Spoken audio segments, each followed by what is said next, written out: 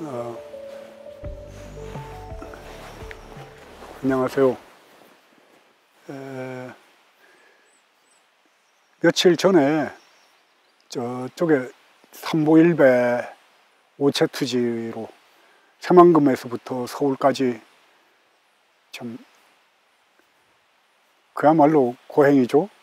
하여튼 수경 스님이 사시는 곳에 잠깐 다녀왔습니다. 가서 뭐 이런저런 얘기하다가 뭐 수경 스님은 대표적인 그 불교 쪽의 환경운동에 대한, 생명운동에 대한 성경적인 분이셨죠. 그러다 보니까 자연히 그 얘기가 나오게 됐고, 제가 아메리카 원주민 인디안들에 대해서 얘기를 꺼내니까 대본에 이 책을 꺼내주시더라고요. 시애틀의 추장 이야기를. 뭐 저도 알고는 있었습니다만은, 시애틀 그러면은 영화로도 한번 소개된 적이 있었습니다. 시애틀의 잠 못 이루는 밤이라고. 사랑하는 그 두 부부가 살다가 여자분이 암으로인가 죽게 되죠. 죽게 되고 톰 행크스, 남자 주인공이 톰 행크스지? 톰 행크스가 그 못 잊어서 괴로워하니까 6살이나 7살 된 그 아들이 방송국에 전화를 해가지고 아버지 애인 찾는다는 뭐 얘기를 하면서 뭐 약간 잔잔하면서도 아주 무겁지 않으면서 유머스러워하면서도 그랬던 영화가 그 시애틀의 잠 못 이루는 밤인데, 그 시애틀이라는 그 이름이 아메리카 원주민이었던 인디안 추장의 이름인데, 1800년대 1854년부터 57년까지 미국의 대통령을 14대 대통령을 지냈던 피어스라는 대통령이 이제 북미 대륙에 있는 아메리카 그 인디안들을 거의 이제 뭐 다 항복을 시키고, 마지막으로 제일 용감하고 했던 큰 그 인디안 부족이었던 사람 중에 대표로 이 시애틀 추장을 불러서 마지막 단판을 짓게 되지요. 그래서 그 시애틀 추장이 그 피어스 14대 대통령, 미국 대통령과 만나왔던 자리에서 연설했던 그 연설문, 저는 뭐 환경이지 않냐, 법화경이다, 뭐 마태복음이나 요한복음서하고도 뭐 비유해도 조금도 손색이 없는, 아니면 부처님의 경전과 비유해도 조금도 손색이 없는 그런 시애틀 추장의 1854년에 미국의 그 대추장이죠. 피어스 대통령을 아메리카 그 원주민들은 대추장으로 불렀습니다. 그 앞에서 읽었던 연설문을 오늘 여러분들에게 읽어드리고 싶습니다. 제목은 우리는 모두 형제들이다. 나와 함께 온 지금 당신들 앞에 서 있는 한 무리의 이 사람들은 나의 부족이며 나는 그들의 추장이다. 우리는 왜 이곳에 왔는가? 연어떼를 구경하기 위해서이다. 올해의 첫 연어떼가 강물로 거슬러 올라오는 것을 축하하기 위해 여기에 왔다. 연어는 우리의 주된 식량이기 때문에 연어떼가 일찌감치 큰 무리를 지어 강의 위쪽으로 거슬러 오는 걸 보는 것만큼 우리에게 즐거운 일은 없다. 그 숫자를 보고서 우리는 다가오는 겨울에 식량이 풍부할 것인가를 미리 안다. 오늘 우리의 마음이 더없이 기쁜 까닭은 그 때문이다. 수를 헤아릴 수 없을 만큼 많은 연어떼가 햇살에 반짝이며 춤추는 것을 우리는 우리의 눈으로 직접 보았다. 또 한 번의 행복한 겨울이 우리를 찾아올 것을 짐작한다. 우리가 무리를 이루어 몰려왔다고 해서 싸움을 벌이려고 온 것으로 생각하지 말아달라. 나는 당신들이 우리 땅에 온 것을 기쁘게 여기고 있다. 당신들과 우리는 모두가 이 땅의 아들들이며 어느 한 사람, 뜻없이 만들어진 사람은 없다. 하지만 한 가지 묻고 싶은 것이 있다. 당신들은 이 땅에 와서 이 땅 위에 무엇을 세우고자 하는가? 어떤 꿈을 당신들의 아이들에게 들려주는가? 내가 보기에 당신들은 그저 땅을 파헤치고 건물을 세우고 나무들을 쓰러뜨릴 뿐이다. 그래서 행복한가? 연어떼를 바라보며 다가올 겨울의 행복을 짐작하는 우리만큼 행복한 것인가? 워싱턴의 대추장이 우리 땅을 사고 싶다는 전가를 보내왔다. 대추장은 우정과 선의의 말도 함께 보냈다. 그가 담례로 우리의 우위를 필요로 하지 않는다는 것을 잘 알고 있으므로 이는 그로서는 친절한 일이다. 그의 부족은 숫자가 많다. 그들은 초원을 뒤덮은 풀과 같다. 하지만 나의 부족은 적다. 마치 폭풍이 쓸고 간 다음에 드문드문 서 있는 들판의 나무들과 같다. 백인 대추장은 우리의 땅을 사고 싶다는 제의를 하며 우리에게 아무런 불편 없이 살 수 있도록 하겠다고 덧붙였다. 우리는 그대들의 제안을 진지하게 고려해 볼 것이다. 우리가 땅을 팔지 않으면 백인이 총을 들고 와서 우리 땅을 빼앗을 것임을 우리는 알고 있기 때문이다.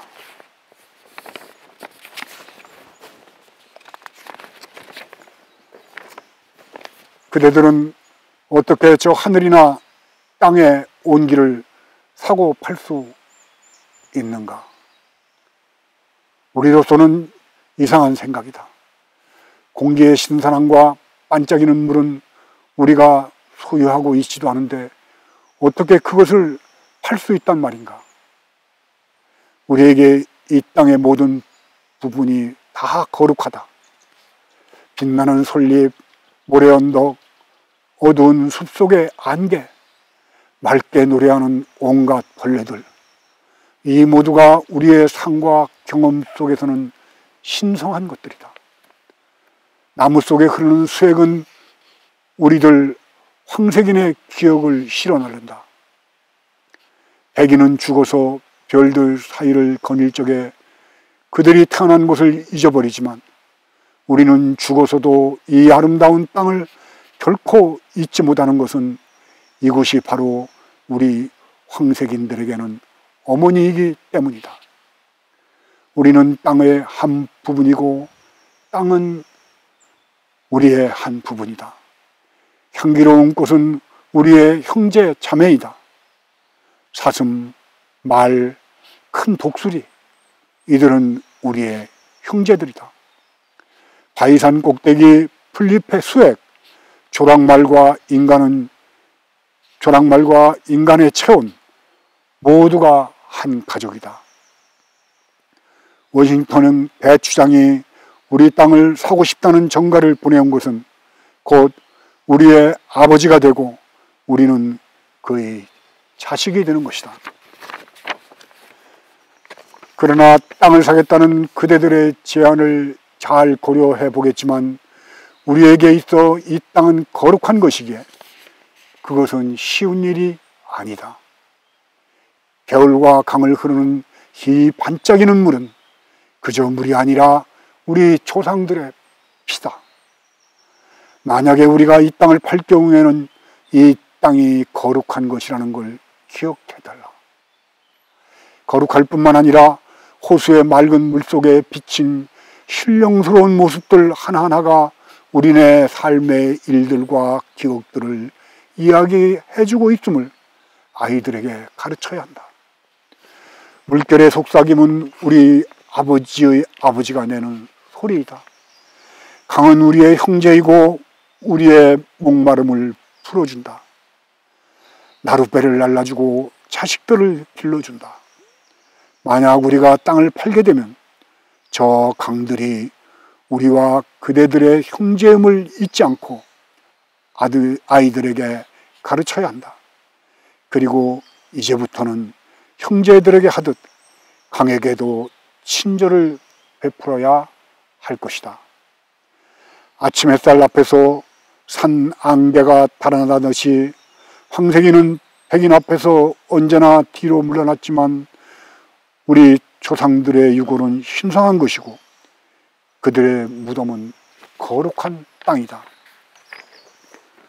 그러니 이 언덕, 이 나무, 이 땅의 흙은 우리에게 신성한 것이다.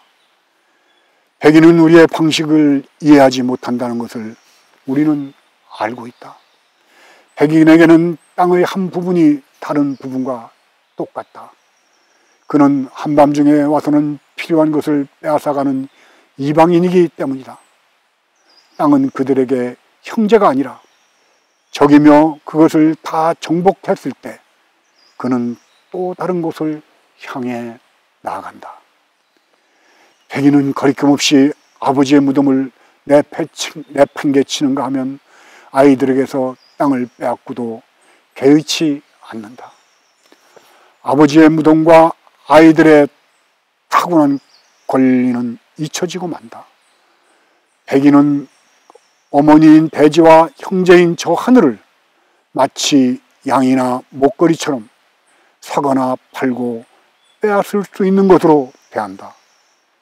백인의 식욕은 땅을 삼켜버리고 오직 사망만을 남겨놓을 것이다. 모를 일이다. 우리의 방식은 그대들과 다르다. 그대들 도시의 모습은 황색인의 눈에 고통을 준다. 백인의 도시에는 조용한 곳이 없다. 봄날 잎새 날리는 소리나 벌레들의 날개에 부딪히는 소리를 들을 곳이 없다. 나는 황색인이라서 이해할 수가 없다. 인디언은 연못 위를 쏜살같이 달려가는 부드러운 바람소리와 한낮이 비에 씻긴 바람이 머금은 소나무 내음을 사랑한다. 만물이 숨결을 나누고 있으므로 공기는 황색인에게 소중한 것이다. 짐승들, 나무들, 그리고 인간은 같은 숨결을 나누고 살고 있지 않은가. 백인은 자기가 숨쉬는 공기를 느끼지 못하는 듯하다. 여러 날 동안 죽어가고 있는 사람처럼 그들은 악취에 무감각하다. 그러나 만약 우리가 그대들에게 땅을 팔게 되더라도 우리에게 공기가 소중하고 또한 공기는 그것을 지탱해주는 온갖 생명과 전기를 나누어 간다는 사실을 그대들은 기억해야만 한다. 우리들의 할아버지에게 첫 숨결을 베풀어준 바람은 그의 마지막 한숨도 받아준다. 바람은 또한 우리 아이들에게 생명의 기운을 준다. 우리가 우리 땅을 팔게 되더라도 그것을 잘 간수해서 백인들도 들꽃들로 향기로워진 바람을 맛볼 수 있는 신성한 곳으로 만들어야 한다. 우리는 우리의 땅을 사겠다는 그대들의 제의를 고려해 보겠다. 그러나 제의를 받아들일 경우 한 가지 조건이 있다. 즉, 이 땅의 짐승들을 형제처럼 대해야 한다는 것이다. 나는 미개인이니 달리 생각할 길이 없다. 난 초원에서 썩어가고 있는 수많은 물소를 본 일이 있는데 모두 달리는 기차에서 백인들이 총으로 쏘고는 그대로 내버려 둔 것들이었다. 연기를 뿜어대는 철마가 우리가 오직 생존을 위해서 죽이는 물소보다 어째서 더 중요한지를 모르는 것도 우리가 미개인이기 때문인지 모른다. 눈물 날락한다. 모든 짐승이 사라져 버린다면 인간은 영혼의 외로움으로 죽게 될 것이다. 짐승들에게 일어난 일은 인간들에게도 일어나기 마련이다. 만물은 서로 맺어져 있다. 그대들이 온 이후로 모든 것이 사라졌다. 이제 삶은 끝났고 살아남는 일만이 시작되었다. 이 넓은 대지와 하늘은 삶을 살 때는 더없이 가멸스러웠지만 살아남는 일에 있어서는 더없이 삭막한 곳일 따름이다. 그대들은 아이들에게 그들이 딛고 선 땅이 우리 조상의 뼈라는 것을 가르쳐야 한다. 그들이 이 땅을 존경할 수 있도록 그 땅이 우리 종족의 삶들로 가득 차 있다고 말해주라. 우리가 우리 아이들에게 가르친 것을 그대들의 아이들에게도 땅을 우리의 어머니라고 가르쳐줘라. 땅 위에 닥친 일은 그 땅의 아들들에게도 닥칠 것이니 그들이 땅에다 침을 뱉으면 그것은 곧 자신에게 침을 뱉는 것과 같다. 땅이 인간에게 속하는 것임을 우리는 알고 있다. 만물은 마치 한 가족을 맺어주는 피라도 같이 맺어져 있음을 우리는 알고 있다. 인간은 생명의 그물을 짜는 것이 아니라 다만 그 그물의 한 가닥에 불과하다. 그가 그 그물에 무슨 짓을 하든 그것은 곧 자신에게 하는 짓이다. 그러나 우리는 우리 종족을 위해 그대들이 마련해 준 곳으로 가라는 그대들의 제의를 고려해 보겠다. 우리는 떨어져서 평화롭게 살 것이다. 우리가 여생을 어디서 보낼 것인가는 중요하지 않다. 우리의 아이들은 그들의 아버지가 패배의 굴욕을 당하는 모습을 보았다. 우리의 전사들은 수치심에 사로잡혔으며 패배한 이후로 헛되이 나라를 보내면서 단 음식과 독한 술로 그들의 육신을 더럽히고 있다. 우리가 어디서 우리의 나머지 나날을 보낼 것인가는 중요하지 않다.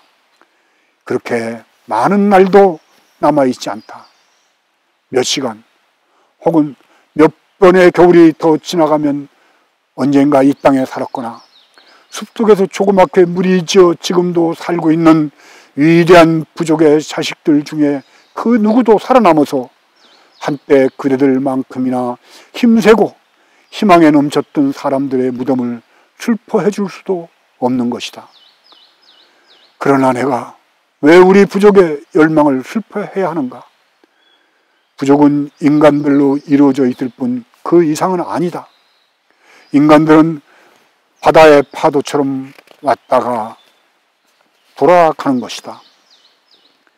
자기네 하나님과 친구처럼 함께 걷고 이야기하는 백인들조차도 이 공통된 운명에서 벗어날 수는 없다. 백인들 또한 언젠가는 알게 되겠지만 우리가 알고 있는 한 가지는 우리 모두의 하나님은 하나라는 것이다. 그대들이 땅을 소유하고 싶어하듯 하나님을 소유하고 있다고 생각할 수 있을지는 모르겠지만 그것은 불가능한 일이다. 하나님은 인간의 하나님이며 그의 자비로움은 황색인에게나 백인에게나 똑같은 것이다. 이 땅은 하나님에게 소중한 것이므로 땅을 해치는 것은 창조주에 대한 모욕이다. 백인들도 마찬가지로 사라져갈 것이다. 어쩌면 다른 종족보다 더 빨리 사라질지 모른다. 계속해서 그대들의 잠자리를 더럽힌다면 어느 날 밤 그대들은 쓰레기 더미 속에서 숨이 막혀 죽을 것이다. 그러나 그대들이 멸망할 때 그대들을 이 땅에 보내주고 어떠한 특별한 목적으로 그대들에게 이 땅과 황새길을 지배할 권한을 허락해준 하나님에 의해 그대들은 불태워져서 환하게 빛날 것이다. 이것이 우리들에게는 불가사의한 신비다. 언제 물소들이 모두 살육되고 야생마가 길들여지고 은밀한 숲 구석구석이 수많은 인간들의 냄새로 가득 차고 무르익은 언덕이 말하는 쇠줄, 전화선으로 더럽혀질 것인가를 우리는 모르기 때문이다. 습도물은 어디 있는가? 사라지고 말았다. 독수리는 어디 있는가? 사라지고 말았다. 날랜 조랑말과 사냥의 작별을 고하는 것은 무엇을 의미하는가? 삶의 끝이자 죽음의 시작이다. 우리 땅을 사겠다는 그대들의 제의를 고려해보겠다. 우리가 거기에 동의한다면 그대들이 약속한 보호구역을 가질 수 있을 것이다. 아마도 거기에서 우리는 얼마 남지 않은 날들을 마치게 될 것이다.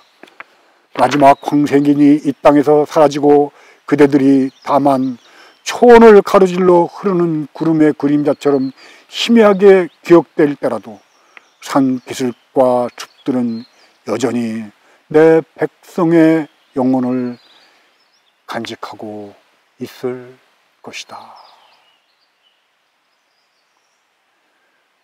코로나로 신음하는 지구 인간들에게 지금으로부터 200여 년 전에 보냈던 아메리카 원주민, 야만인이라고 무참하게 학살했던 이 땅의 백인들과 우리들에게 보내는 눈물겨운 메시지, 부처님 경전과 다를 바 없다라고 저는 생각합니다. 긴 시간 이거 제가 못 읽는 솜씨로 읽은 걸 들어주신 구독자 여러분 고맙습니다.